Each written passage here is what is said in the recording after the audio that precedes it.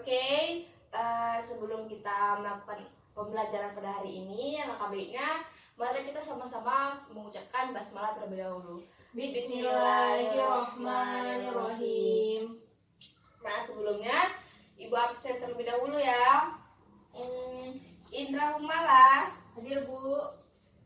Ihsan, Hadir Bu. Artesia Anwar. Hadir Bu. Oke, berarti semuanya hadir ya hari ini ya, tidak ada yang absen ya. Nah, sudah siap anak-anak Ibu semua untuk belajar hari ini? Sudah Bu. Oke. Ada yang tahu nggak hari ini kita mau belajar apa? Database Bu. Oh iya, benar sekali. Jadi kamu belajar ya dari malam ya. Jadi hari ini kita belajar tentang database. Database apa? Server. Server. Nah, kemarinnya kita udah belajar tentang DNS server. Jadi minggu ini kita belajar tentang database server. Apa itu database? Atau bahasa Indonesianya apa? Basis data. Apa basis data itu? Ada yang tahu nggak? Kumpulan data Bu. Iya, basis data itu kumpulan dari beberapa data yang tersimpan di dalam Komputer. Iya, benar sekali.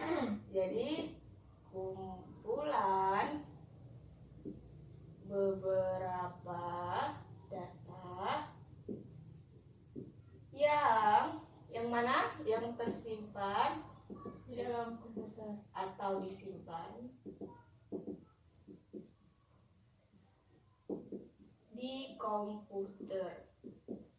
Apa itu basis data? Kumpulan beberapa data yang tersimpan atau disimpan di komputer. Iya, benar sekali. Jadi, database itu adalah kumpulan beberapa data yang disimpan di komputer. Jadi, apa gunanya basis data ini? Fungsinya berarti ya, fungsi database. Kenapa kita harus menyimpan data itu di dalam komputer? Kan pasti ada alasannya kan. Nah, yang pertama itu kalau kita nyimpannya di dalam dalam lemari itu kan boros kertas, udah gitu ntar ada lagi entah kebakaran, hilang datanya, kan itu sangat disayangkan kan seperti itu. Jadi yang pertama itu fungsinya itu adalah untuk menghemat.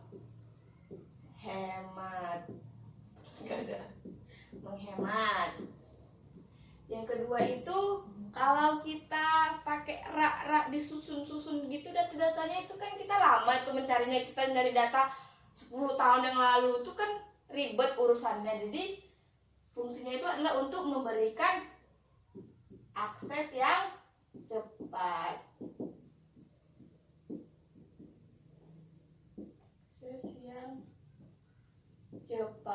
Jadi kalau kita nyimpan di komputer, kita tinggal search aja, kita tinggal cari di kolom pencarian apa data yang mau kita cari. Nah, itu dia tadi fungsinya. Setelah itu, gimana caranya kita membuat database itu sendiri? Pasti kan kita memerlukan yang namanya perangkat untuk membuat database. Jadi perangkatnya itu dinamakan perangkat.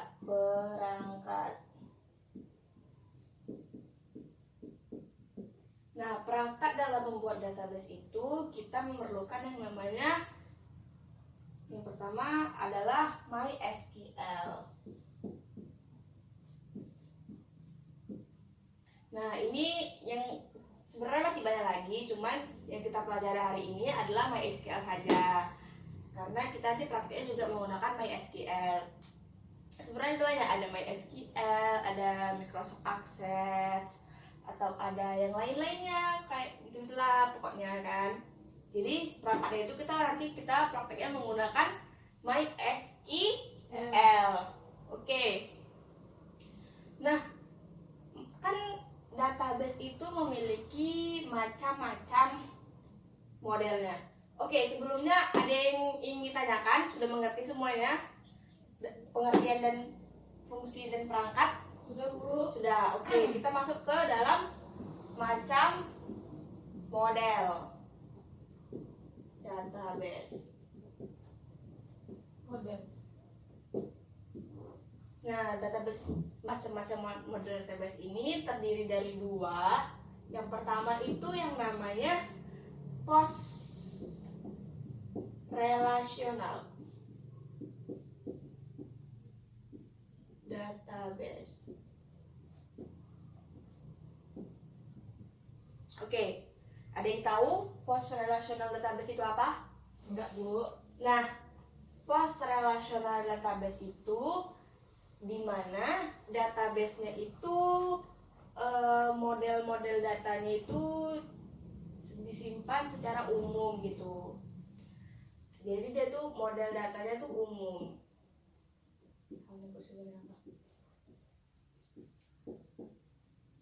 Jadi dia tuh bersifat umum seperti itu. Nah, yang kedua itu macam modelnya itu object database.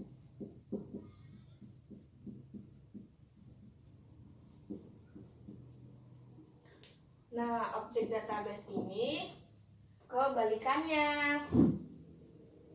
Dia juga bersifat umum, namun yang bedanya itu dia bahasa pemrogramannya beda. Kalau ini bahasa pemrograman yang seperti ini MySQL yang biasa kita pakai.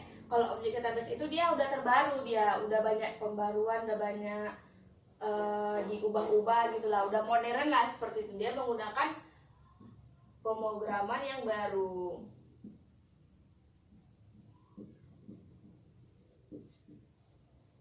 Nanti kita belajar tentang yang post relational database. Kalau ini biasanya tuh kayak di kantor-kantor yang baru-baru seperti itu gitulah. Nah, sudah mengerti? Sudah, Bu. Ada yang ingin tanyakan terlebih dahulu tentang macam-macam fungsi? Ada? Enggak, Bu.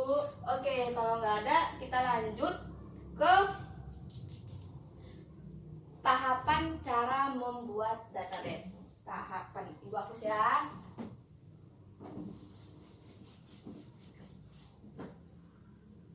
Tahapan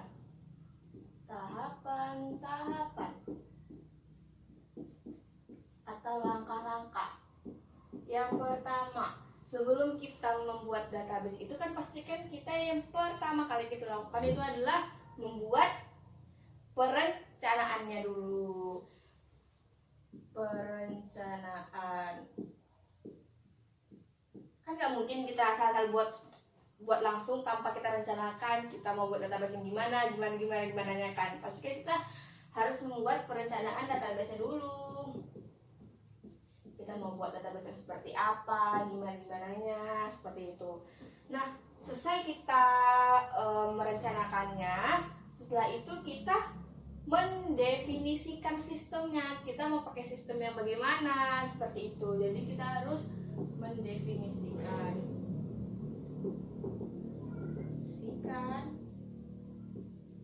sistem. Nah, setelah kita sudah mendefinisikan sistem, sudah semua, kita analisa dan kita lihat apa saja yang kita butuhkan dalam melaksanakan perencanaan itu sendiri. Jadi kita harus menganalisa dan mengumpulkan kebutuhan. Menganalisa dan mengumpulkan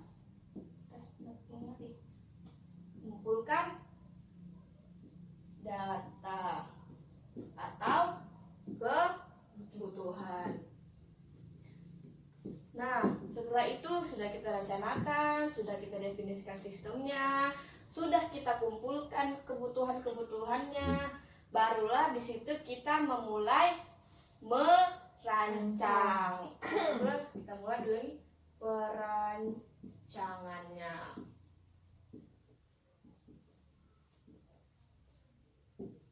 Sudah siap kita rancang database yang kita buat.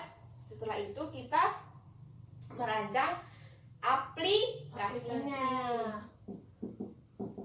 Kita buat menjadi aplikasinya.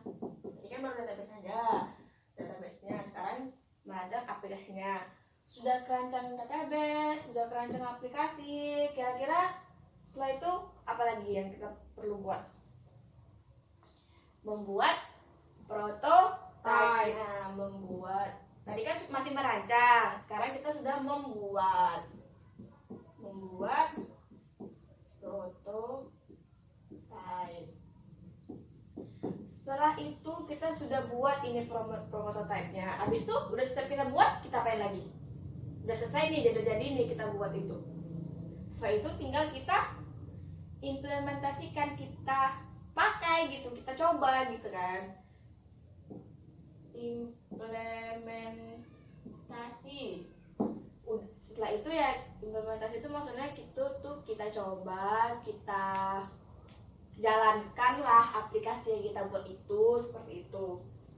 Setelah itu sudah kita implementasikan, kita uji sebenarnya ada yang salah nggak, ada yang perlu diperbaiki nggak, ada yang kurang nggak, ada yang error nggak, seperti itu.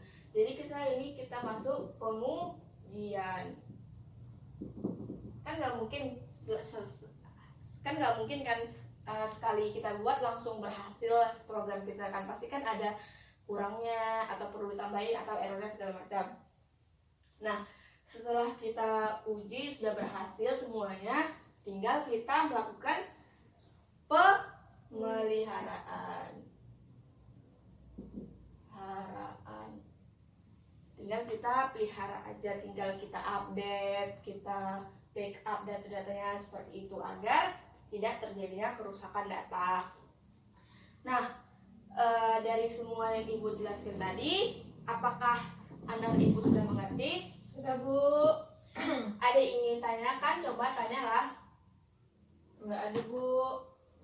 Nah, jika tidak ada, materi kita sampai sini aja.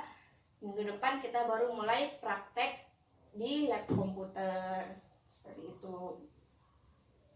Oke, jadi mungkin kalau tidak ada yang bertanya, sampai sini aja pembelajaran kita pada hari ini.